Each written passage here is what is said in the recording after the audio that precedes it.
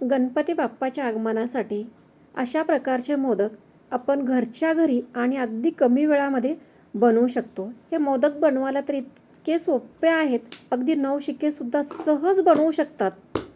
दिसायला तर बघा तुम्ही, काय मस्त दिसत आहेत, एकदम सुबक. नमस्कार, संगीता ढोले किचनमध्ये तुम्हा सर्वांचे खूप खूप स्वागत आहे.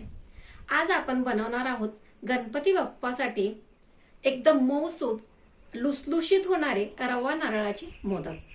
गणपती बाप्पा जेव्हा येतात तेव्हा ते 10 दिवस असतातच. मग आपण एकसारखेच तर मोदक नाही बनवू शकत ना, म्हणून आपण वेगवेगळ्या प्रकारचे मोदक बनवत असतो. तर मी आज तुम्हाला त्यामधलाच एक रवा नारळाचा मोदक बनवणार आहे. त्या अगोदर जर तुम्हाला माझी रेसिपी आवडली तर माझ्या रेसिपीला लाईक करायला, कमेंट्स करायला विसरू नका. त्याचबरोबर चॅनलवर जर नवीन असाल तर चॅनलच्या खालीच एक सबस्क्राईबचं बटन दिसते, त्याला सुद्धा क्लिक करा. त्यामुळे माझ्या नवीन रेसिपीचे अपडेट लगेच तुम्हाला येईल. चला तर मग आपण पटकन रेसिपीला सुरुवात करूया. इथे मी सुरुवातीला असं ओलं नारळ आणलेलं होतं, त्याला फोडून घेतले आणि त्याच्यावरचा जे काळसर भाग असतो तो पण मी इथे चमचच्या मदतीने किंवा चाकूच्या मदतीने काढून घेतला आहे. आता मी ह्याला अशा पद्धतीने ह्याचे छोटे छोटे तुकडे करून घेते. छोटे तुकडे केले की आपल्याला मिक्सरवरून लगेच बारीक करून घेता येतात. आता मिक्सरच्या मदतीने त्याला मी फिरवून घेते. बघू शकता इथे बारीक करून घेतलेला आहे. इथे मी हा 1.5 वाटी रवा घेतला आहे. माप जर म्हणाल तुम्ही तर एकाच वाटीने घेतले, म्हणजे या वाटीनं हा रवा ही मोठी वाटी आहे, 1.5 वाटी घेतलेला आहे. त्यासोबतच 1 वाटी मी इथे दूध घेतलेलं आहे आणि हे इथे घेतलेली आहे 1 वाटी पिठी साखरला बारीक करून घेतलेला आहे.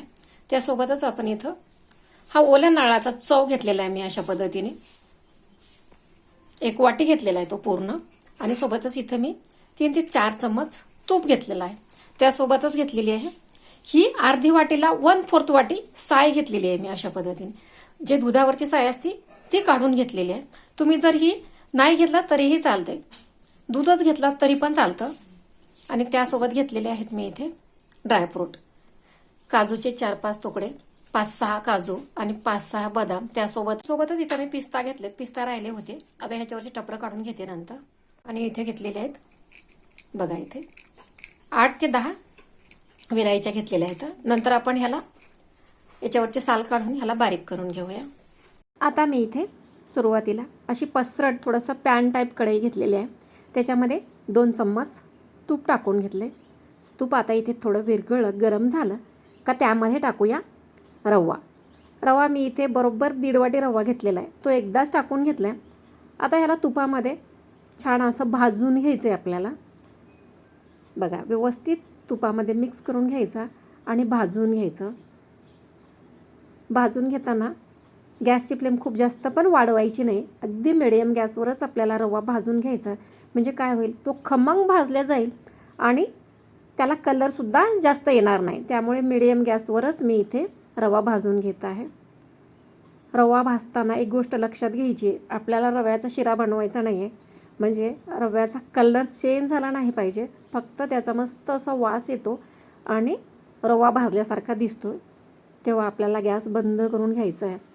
बघू शकता आपला इथे रवा आता मस्त असा भाजतच आलेला आहे. खूप जास्त ह्याचा कलरसुद्धा चेंज झालेला नाही आहे. तुम्हाला दाखवते मी, बघू शकता तुम्ही. बघा, एकदम मस्त असा रवा भाजलेला आहे. रवा जर आपला, आता यामध्ये आपण टाकूया ओल्या नारळाचा चव. आता रवा भाजून झाला का त्याच्यामध्येच रव्या नारळाचा चव मी इथे टाकून घेतला आहे. आता याला पण थोडंसं आपण त्या रव्यामध्येच भाजून घेऊया. म्हणजे त्याच्यामध्ये जो ओलसरपणा असतो ना तो कोरडा होतो आणि त्याला पण मस्त असं छान वास येतो भाजल्यामुळे. आता थोडंसं त्यानंतर मी इथे 1 ते 2 चम्मच तूप टाकून घेतलेलं आहे. आता याला पुन्हा आपण थोडं तूप टाकल्याच्या नंतर मस्त असं याच्यामध्ये फिरवून घेऊया. म्हणजे थोडंसं याला कोरडं करून घ्यायचं आहे. आपला जो चव टाकलेला होता आपण तो पूर्ण कोरडा होऊन जाते.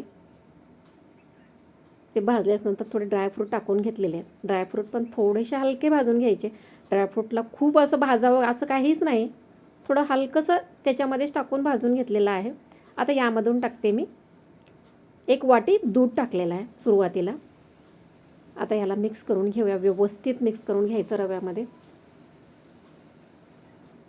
बघा इथे त्याच्यामध्ये टाकून हलवत राहायचं. आता जर ह्याच्यामध्ये पुन्हा आपल्याला जर दुधाची गरज लागली तर आपण पुन्हा याच्यामध्ये दूध टाकून घेऊया. आता मी इथे टाकलेले साय. त्यानंतर साय अर्धी वाटी होती. ही छोटी वाटी, जर मोठ्या वाटीनं म्हणाल तर 1/4 आहे, आणि जर छोट्या वाटीच्या आकारामध्ये म्हणाल तुम्ही तर त्या वाटीने अर्धी वाटी साय मी इथे टाकून घेतलेली आहे. बघू शकता तुम्ही. आता ह्याच्यामध्ये पुन्हा आपल्याला दूध ॲड करायचं आहे थोडंसं, कारण कोरडा झालेला आहे रवा, म्हणून इथे मी पुन्हा अर्धी वाटी दूध टाकून घेतलेलं आहे.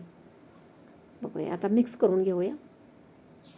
बघा, दूध जे होतं ते मी दुसऱ्या बाजूच्या गॅसवरच गरम करून घेतलेलं आहे. आता यामध्ये टाकून घेते पिठी साखर. पिठी साखर टाकली का बघा याला लगेच ओलसरपणा येतो. त्याच्यामध्ये आपण साय पण टाकलेली होती आणि दूध, त्यानंतर पिठी साखर टाकली का लगेच आपला हा म्हणजे मऊ झालेलं आहे आपलं हे सारण. बघा, सारण इथं आपलं जवळजवळ तयारच होत आलेलं दाखवते तुम्हाला. बघा, एकदम मस्त असं मऊ झालेलं आहे, छान मिक्स झाले, बघू शकता तुम्ही. त्यानंतर टाकूया विलायची. कुठलाही गोड पदार्थ म्हटलं विलायची टाकली का त्याला मस्त असा सुगंध पण येतो आणि चवसुद्धा खाताना तेवढीच मस्त लागते, म्हणून विलायची टाकून घेतली. आता त्याला सगळ्या ह्याच्यामध्ये मिक्स करून घेऊया. आता झाकण ठेवायचं आणि 5 ते 10 मिनिट ठेवूया, म्हणजे रवा असा मस्त फुलून येतो. बघूयात. बघा, रवा असा छान असा फुलून आलेला आहे. आता याला मिक्स करून घ्यायचं व्यवस्थित. आता मिक्स करून घेतलेलं आहे. त्यानंतर टाकूया इथे थोडासा फूड कलर, किंवा तुम्ही केशरसुद्धा दुधामध्ये टाकू शकता, परंतु मी इथे फूड कलर वापरलेला आहे. यामुळे आपले मोदक दिसायला काय मस्त दिसतात, खूपच छान. बघा, आता व्यवस्थित तो कलर मिक्स करून घेतलेला आहे मी. बघा, कलर तर काय छान दिसतंय, दाखवते तुम्हाला. एकदम मस्त छान आपलं हे सारण तयार झालेलं आहे. आता गॅस बंद करून घेऊया. आता मी इथे खाली काढून घेतलेलं आहे. थोडंसं हलकं थंड करून घेऊया याला, खूप जास्त पण आपल्याला थंड करून घ्यायचं नाही. बघूयात. आता आपण मोदक बनवायला घेऊ. त्यासाठी मी हा साचा वापरलेला आहे, मोदकचाच साचा आहे तो. आता ह्याला तेल लावून घेऊया. सुरुवातीला मी इथे तूप लावून घेतलेलं आहे. तूप जर नाही लावलं, तेल लावलं तरी पण चालते. अशा प्रकारे मी तूप इथे व्यवस्थित लावून घेतले. त्यानंतर थोडेसे ड्रायफ्रूट फक्त सजावटीसाठी आहेत, ऑप्शनल आहे, नाही लावले तरी पण चालतं. आता त्यानंतर आपण हे जे आपलं स्टफिंग आहे ते असं ठेवून घ्यायचं व्यवस्थित. थोडंसं दाबून ठेवा, किंवा म्हणजे लगेच ते पडणार नाही, म्हणून थोडं दाबून ठेवायचं. आता दुसरा ड्रायफ्रूट मी इथे ठेवून घेतलेला आहे, त्याच्यामध्ये सुद्धा स्टफिंग भरून घेतलेलं आहे. आता ह्या तिसऱ्यामध्ये ह्याच्यामध्ये पण आपण थोडंसं असं पद्धतीने स्टफिंग भरून घेऊया. आता हे तिन्ही एकत्र आणायचे आणि थोडंसं दुसऱ्या हाताने दाब द्यायचं. बघू शकता अशा पद्धतीने. आता हे बाजूचं राहिलेलं जे वर आलेलं काढून घेतले आणि मागच्या बाजूनं जे आहे तिथून व्यवस्थित दाबून घ्यायचं, म्हणजे काय होतं, मोदक दिसायला एकदम मस्त दिसतो व्यवस्थित दाबल्याच्या नंतर. नाही तर आतमध्ये पोकळ राहू शकतं. काढूयात. बघा, काय मस्त इथं मोदक बनवून तयार झालेला आहे. बघा, दिसायला तर काय मस्त दिसतंय, खूपच सुंदर. आता ह्याच्यावरचे जे एक्स्ट्राचं काही जर आलेलं आहे सारण वगैरे ते असं काढून घ्यायचं. मोदक बनवताना थोडंसं वर येतंच ते. वाह, एकदम बढिया, काय मस्त दिसतोय. कलर पण बघा त्याचा. अशाच पद्धतीने आता हे मोदक बनवून तयार झालेलं आहे. अजून दुसरा एक मोदक मी दुसऱ्या पद्धतीने तुम्हाला बनवून दाखवणार आहे. हा साचा आता जशाच तसाच ठेवायचा आणि अशा पद्धतीने हे स्टफिंग त्याच्यामध्ये भरून घ्यायचं. भरल्याच्या नंतर त्याला मात्र व्यवस्थित दाबून घ्यायचे, तरच मोदक दिसायला एकदम मस्त असा दिसतो आकार, आणि त्याचा छान होतो. नाही तर तुम्ही असं सहज जर दाबाल तर एवढा व्यवस्थित होणार नाही. आता बघूया. बघा, काय मस्त मोदक तयार झालेला आहे. दिसायला तर काय मस्त आणि एकदम सुबक असा दिसतोय. लगेच बनवून तयार होते. वा, आता थोडं ड्रायफ्रूट लावून घेतलेले आहेत मी. आता हा दुसरा पण मोदक इथे बनवून तयार झालेला आहे. आता अशाच पद्धतीने आपण बाकीचे सुद्धा मोदक मी इथे सगळे बनवून घेत आहे. ते 2 पद्धतीने आपल्याला मोदक बनवून घेतले होते आपण. सगळे मोदक इथे मी बनवून घेतलेले आहेत. कसे मस्त दिसत आहेत एकसारखेच.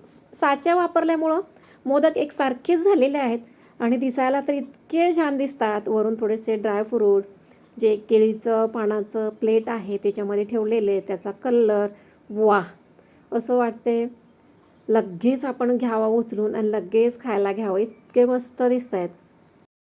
बघा इथे आपण मोदक एवढे बनवलेले आहेत. इथे बरोबर 21 मोदक बनवलेले आहेत मी. दिसायला पण बघा काय मस्त दिसतात. तुम्हाला जवळून दाखवते, एकदम मस्त दिसत आहे. बघा तुम्हाला एक दाखवते मोदक. बघा त्याचा आकार वगैरे, त्याचे लायनिंग, ते साचे असल्यामुळे एकदम परफेक्ट बनलेला आहे. पुढून पण दाखवते. बघा एकदम मऊसूत आणि व्यवस्थित असा गच्च भरलेला छान असे मोदक आपले इथे बनवून तयार झालेले आहेत. बघूयात पिऊला आवडतात का. बघू आता सुरुवातीला ती टेस्ट करून आपल्याला सांगणार आहे कसे बनले आहेत ते. वाव, खूप यम्मी आणि टेस्टी. नाईस. तुम्ही सुद्धा अशा पद्धतीने ट्राय करा आणि माझी रेसिपी आवडली तर माझ्या रेसिपीला लाईक करा आणि शेअर करायला सुद्धा विसरू नका.